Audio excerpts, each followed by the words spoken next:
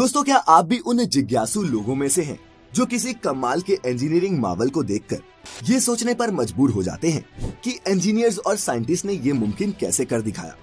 अगर हाँ, तो पानी पर बने ये शानदार पुल तो आपका ध्यान पक्का ही खींचते होंगे।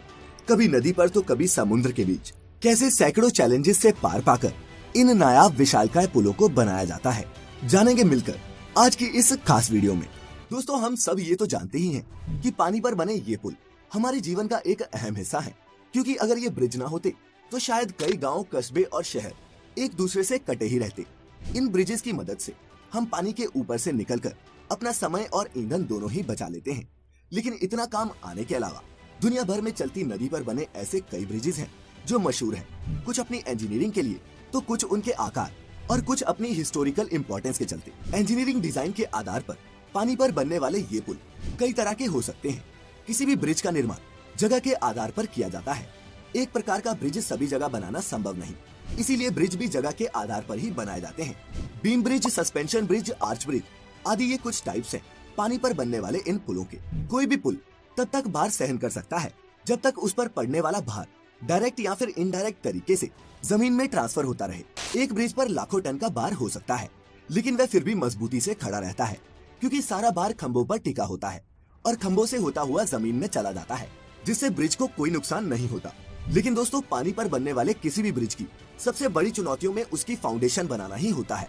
और पानी जितना गहरा हो, ये चैलेंज भी उतना ही बड़ा होता है। फाउंडेशन मजबूत होना बहुत ज्यादा जरूरी है, क्योंकि आखिर ये पिलर्स ही तो होते हैं जिनके दम पर इस ब्रिज को स्थिर रखा जाता है। तो कैसे की जाती है इस फाउंडेशन को बनाने की शुरुआत, आइए समझते हैं। तेज बहाव वाले नदियों के ऊपर पिलर खड़ा करने के लिए इंजीनियर सबसे पहले एक स्ट्रक्चर बनाते हैं, और उसको बनाते समय पानी की अधिकतम और न्यूनतम गहराई, पानी के बहाव की गति, पानी के नीचे की मिट्टी, पुल का भार, पुल पर चलने वाले वाहनों का भार आदि बारीक से बारीक चीजों का हिसाब रखा जाता है। इसके बाद पुल की नींव का प्रकार तय किया जाता है, जिसके हिसाब से नींव बनाई जाती है। इस नींव को कॉफर डैम कहते हैं। पिलर बनाने के तरीके के हिसाब से कभी कॉफर डैम का स्ट्रक्चर सर्कल में होता है तो कभी स्क्वायर में। अब सवाल ये है कि आखिर ये कॉफर डैम बनता कैसे है? कॉफर डैम को बनाने के लिए स्टील के लंबे लंबे पीसेस एक स्ट्रक्चर पर फिट किए जाते हैं, जिसमें इन्हें सर्कल या फिर एक स्क्वायर शेप दी जाती है। और जब ये बनकर तैयार हो जाते हैं तब इन्हें पानी के अंदर डाल दिया जाता है। दोस्तों, इस स्टील के स्ट्रक्चर को मशीन की मदद से धीरे धीरे पूरी एहतियात से पानी के अंदर डाला जाता है, ताकि ये उसमें अच्छी तरह से सेट हो जाए। इसके बाद मोटर और पंप के जरिए इस पूरे स्ट्रक्चर के अंदर के पानी को बाहर निकाल दिया जाता है, जिस वजह से यहाँ पर एक सूखी खाली जगह बन जाती है।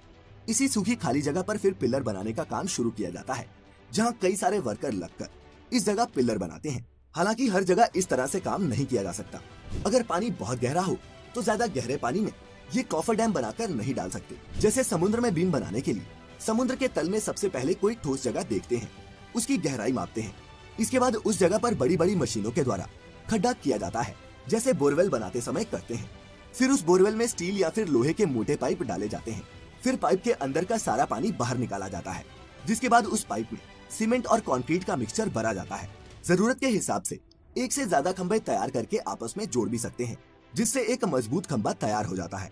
जैसे जैसे खंभे बनते जाते हैं वैसे वैसे उनके ऊपर रोड भी तैयार की जाती है। जब दो खंभे बनकर तैयार हो जाते हैं तब सबसे पहले बड़ी बड़ी मशीनों के द्वारा बड़े बड़े उन खंभों को जोड़ा जाता है, और ये सीमेंट कंक्रीट के ब्लॉक किसी दूसरी जगह पर तैयार होते हैं। ब्रिज का आधा काम बाहर कारखाने में किया जाता है और आधा काम समुद्र या नदी जहाँ पर पुल बनाया जा रहा हो वहाँ। बड़े बड़े सीमेंट के ब्लॉक्स को समुद्र में ले जाने के लिए बड़ी बड़ी शिप्स को काम में लिया जाता है। वहाँ पहुँचने के बाद क्रेन के द्वारा इन ब्लॉक्स को ऊपर उठाया जाता है और फिर स्टेप बाय स्टेप ब्रिज का निर्माण किया जाता है। वहीं दोस्तों, कई सिचुएशंस में फ्लोटिंग कॉफर डैम्स भी बनाए जाते हैं, जिसमें या तो उसके नीचे कुछ ऐसी मशीनें फिट कर दी जाती हैं जो पानी के ऊपर तैरती रहती हैं, या फिर जहाज की मदद से इन्हें एक जगह से दूसरी जगह ले जाया जाता है, जिसके बाद इन्हें रोटेट करके पानी के अंदर डाल दिया जाता है। दोस्तों, इस पूरी प्रक्रिया में काफी समय लगता है और ये काम थोड़ा खतरनाक भी होता है। लेकिन दोस्तों, जितने भी लोग इस तरह के काम में लगे होते हैं वो काफी प्रोफेशनल होते हैं, चाहे वो वर्कर हो या फिर इंजीनियर्स।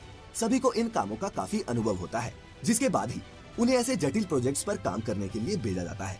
क्योंकि अगर ये ब्रिज किसी नौसिखिए द्वारा बनाए जाएं, तो उसका खामियाजा कई लोगों की मौत से भुगतना पड़ सकता है।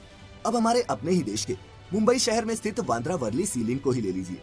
इस 5.6 किलोमीटर लंबे स्टील के स्ट्रक्चर को इंजीनियरिंग का बेहतरीन नमूना कहा जाता है, लेकिन पानी के ऊपर इसे बनाना आसान नहीं था। ये एक बहुत ही लंबा और चुनौती भरा सफर था, जिसे 11 सालों की अथक मेहनत और लगभग 1.25 लाख करोड़ के खर्च के बाद हमारे इंजीनियर्स ने पूरा कर दिखाया। तो दोस्तों, अब तक तो आप समझ ही चुके होंगे कि इस तरह के ब्रिज बनाने में इतने पैसे क्यों खर्च होते हैं। ऐसे में ब्रिज बनाने में खर्च के साथ साथ काफी समय भी लग जाता है, लेकिन इसके बावजूद भी कई बार ब्रिज फेल हो जाते हैं। इस चीज से बचने के लिए प्रॉपर तरीके से ब्रिज बनाना बहुत जरूरी होता है और ऐसे में वो सभी एहतियात बरते जाते हैं जो जरूरी हो। तो दोस्तों, आज की इस वीडियो को देखने के बाद आपने पानी पर बनने वाले इन ब्रिजेस के बारे में कुछ नया और इंटरेस्टिंग तो जरूर जाना होगा।